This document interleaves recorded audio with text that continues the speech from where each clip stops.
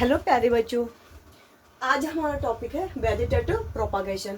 क्या होता है vegetative propagation? It is a type of asexual reproduction in plants in which a new plant develop from the vegetative parts of the parent plant such as root, stem, leaf.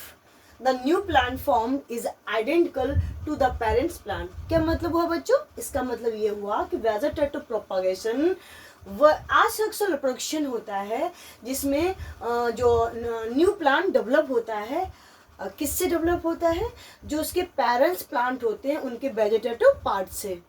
और वो parts कौन कौन से होते हैं? जैसे root, stem और leave.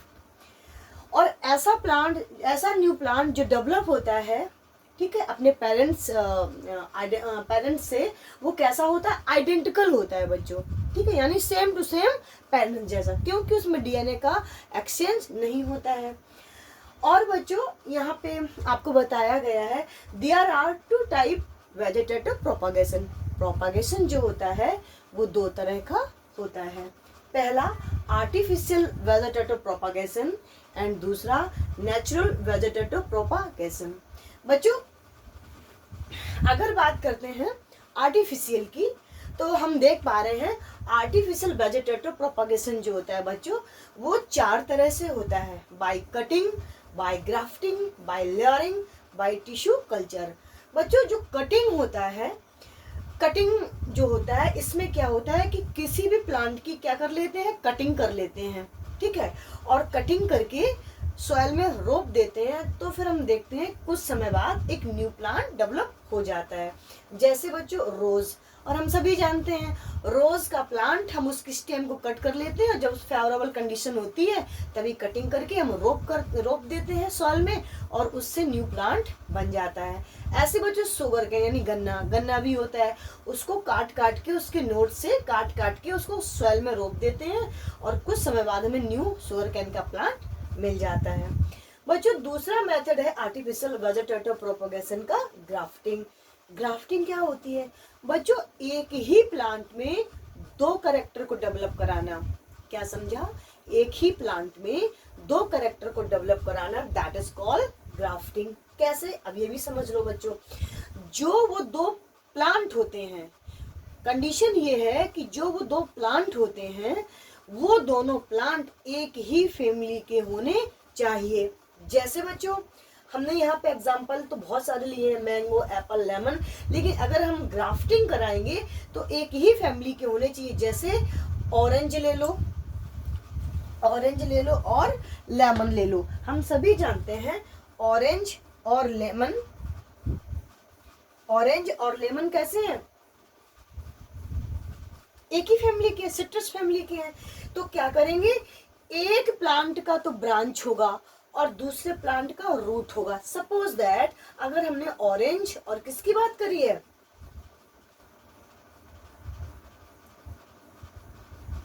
अगर हमने बात ऑरेंज एंड लेमन की करी है, तो सपोज दैट ऑरेंज का हमने ब्रांच ले लिया और लेमन की क्या ले ली? रूट ले ली। अब इनको जब हम कवरिंग करके, जब ग्राफ्टिंग करके, जब कल्चर के लिए छोड़ देते हैं, ग्राफ्टिंग करके छोड़ देते हैं कुछ समय के लिए, तो हम देखते हैं कि एक ही प्लांट तैयार होता है, और उस एक प्लांट में हमें ऑरेंज का भी फल मिलेगा और हमें लेमन का भी मिलेगा। तो बच्चों ये होती है क्या? ग्राफ्टिंग। याद रखने वाली विशेष बात इसमें ये है, दोनों ही प्लांट, जिन दोनों प्लांट की में ग्राफ्टिंग करनी है वो एक ही फैमिली के होने चाहिए। ऐसा नहीं है कि मैंगो ले लो और लेमन ले लो, इन दोनों के प्लांट ले लो, ऐसा नहीं, एक ही फैमिली के होने चाहिए। दूसरा बच्चों लेयरिंग। लेयरिंग क्या होता है? लेयरिंग में बच्चों ब्रांच को, यानी कोई भी प्लांट लें हम, ठीक है, उसकी ब्रांच को हम सॉइल में दबा दें और कुछ समय बाद हम देखेंगे कि उससे न्यू प्लांट डेवलप हो जाता है। जैसे बच्चों हिबिस्कस यानी गुड़हल का हम स्टेम लें और हम सॉइल में दबा दें, कुछ समय बाद हम देखेंगे कि एक नया प्लांट डेवलप हो गया। ऐसे बच्चों जैस्मिन भी इसका एग्जाम्पल है। अगला है बच्चों टिश्यू कल्चर, इसका एग्जाम्पल है ऑर्चिड। ये थोड़ा सा आप बच्चों यहाँ पे ठहरना, ध्यान से समझना ये क्या होता है। टिश्यू कल्चर समझना थोड़ा इंपॉर्टेंट है बच्चों। इसमें होता क्या, ये टिश्यू कल्चर है क्या? ये बेटा बच्चों ये बहुत मॉडर्न टेक्निक है जो आजकल इसका यूज होता है। टिश्यू कल्चर क्या है, मॉडर्न टेक्निक है, और इससे क्या होता है कि प्लांट का कोई भी छोटा पार्ट यानी एक टिश्यू ले लेते हैं और टिश्यू को कल्चर करा के उससे हम क्या बना लेते हैं, न्यू प्लांट डेवलप करा लेते हैं। अच्छा बच्चों, ये होता कैसे समझते हैं। प्लांट का कोई छोटा भाग लेते हैं और भाग क्या होगा, टिश्यू ही होगा। टिश्यू को लेते हैं, लेने के बाद उसमें कोई बैक्टीरिया ना आए, कोई वायरस ना आए, उसको स्टरलाइज यानी कि ऐसे लैब में रखते हैं, लैब में उसको रखते हैं जहाँ पे कोई बैक्टीरिया ना आए। कहाँ रखते हैं बच्चों, स्टरलाइज लैब में रखते हैं। फिर उसके बाद क्या करते हैं, जब पूरा सब कुछ पता चल जाता है, हाँ बैक्टीरिया नहीं है, वायरस नहीं है, सब कुछ खत्म, एकदम फ्रेश टिश्यू बचा है, तब क्या करते हैं, इस टिश्यू को जो हमने लिया है फिर हम इसे न्यूट्रिशन मीडियम में रखते हैं।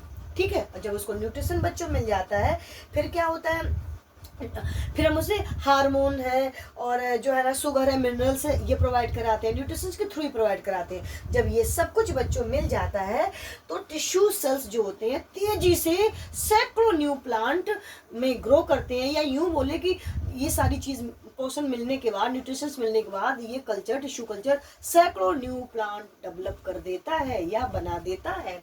इस तरह से बच्चों टिश्यू कल्चर का एक ये भी फायदा है, इन सब से तो एक टाइम में एक ही प्लांट मिलेगा, लेकिन टिश्यू कल्चर से एक टाइम में सैकड़ों प्लांट्स हमें मिल जाते हैं, वो भी बहुत गुड क्वालिटी के।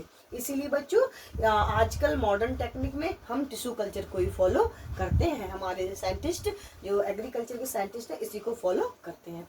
नाउ बच्चों दूसरा टाइप है नेचुरल वेजिटेटिव प्रोपागेशन। उसमें ये तीन तरह से होता है, by leaves, by stem, by root. बच्चों अगर हम बात करते हैं बाय लीव्स की तो इसका एग्जांपल है ब्रायोफिलम। इसमें क्या होता है, लीव के द्वारा ही न्यू प्लांट बनता है। क्या होता है, ब्रायोफिलम की लीव्स होती है, उनके ऊपर ही बड्स निकल आती हैं, लीव्स के ऊपर ही बड्स निकल आती हैं और वो एक नए प्लांट को जन्म दे देती है या डेवलप कर देती हैं। तो बाय लीव, बाय स्टेम समझते हैं। बाय स्टेम का एग्जांपल बच्चों पोटैटो हो गया, जिंजर हो गया। इसमें क्या होता है, बाय स्टेम में समझते हैं क्या होता है कि जो पोटैटो या जिंजर है ये क्या करते हैं, इनकी स्टेम से ही न्यू प्लांट डेवलप हो जाता है और हमें पोटैटो जिंजर की प्राप्ति हो जाती है। बाय रूट का बच्चों एग्जाम्पल है स्वीट पोटैटो यानी शकरकंद। इसकी रूट से हमें न्यू प्लांट्स डेवलप हो जाता है, मिल जाता है। रूट को हम सॉइल में रोप कर देते हैं और हमें न्यू प्लांट मिल जाता है और आगे चल के फिर इसी प्लांट से हमें स्वीट पोटैटो मिल जाता है। आई होप बच्चों मैंने इस छोटे से टाइम में आपको पूरा वेजिटेटिव प्रोपगेशन क्या होता है समझाने की कोशिश की।